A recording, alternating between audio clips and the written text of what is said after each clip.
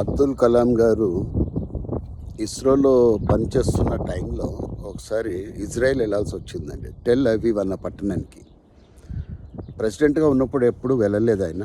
President పదవి అయిపోయిన తర్వాత కూడా ఒకసారి వెళ్ళారు. కానీ మొట్టమొదటిసారి వెళ్ళినప్పుడు ఐ థింక్ 1998 అనుకుంటా. ఆ టైంలో ఆయన టెల్ అవీవ్లో అడుగు పెట్టినప్పుడు భయంకరమైన యుద్ధ వాతావరణం యాజ్ యూజువల్గా ఇప్పటికీ నడుస్తూనే ఉంటుంది. ఆయన ఇట్లా మార్నింగ్ న్యూస్ పేపరు ఇట్లా తీశారనమాట. తీసి యుద్ధ వార్తలు ఉంటాయేమో అనుకున్నారు ఆయన. అంత ముందు రోజు చాలా పెద్ద బొంబార్డింగ్ జరిగింది, చాలామంది ఇదయ్యారు, ఇబ్బందులు పడ్డారు. ఆ వార్త ఎక్కడా లేదంట ఫ్రంట్ పేజ్లో.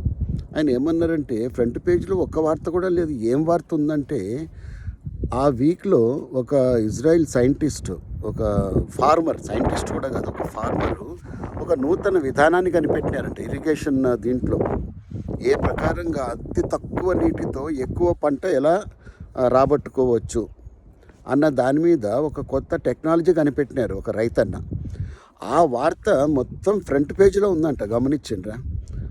ఆయన అది మొత్తం చదివారు. చదివి అప్పుడు ఆయనకు అర్థమైందంట ఎంత మంచి ఆలోచన విధానం వీళ్ళది అనేసి. ఇప్పుడు నెగిటివ్ వార్తల కన్నా పాజిటివ్ వార్తలకు వాళ్ళు ఎక్కువ ఇంపార్టెన్స్ ఇస్తారు. మనం ఎప్పుడు కూడా ఈ సోషల్ మీడియా చూస్తున్నాము, న్యూస్ పేపర్స్ చూస్తున్నాము, ఏదున్నా కూడా భయంకరమైన వార్తలు ఫ్రంట్ పేజ్ నుంచి స్టార్ట్ అవుతాయండి.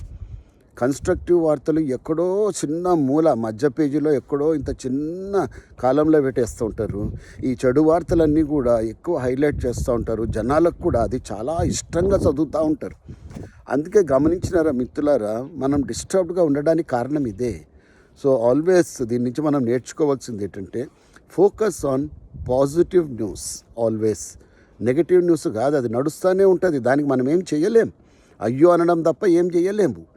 అందుకే నేను అంటాను, పాజిటివ్ న్యూస్ మీద మనం ఎక్కువ దృష్టి పెట్టినప్పుడు ప్రగతి అన్నది ఆటోమేటిక్గా జరుగుతుందండి. ప్రగతి పదం వైపు వెళ్ళాలి అంటాం.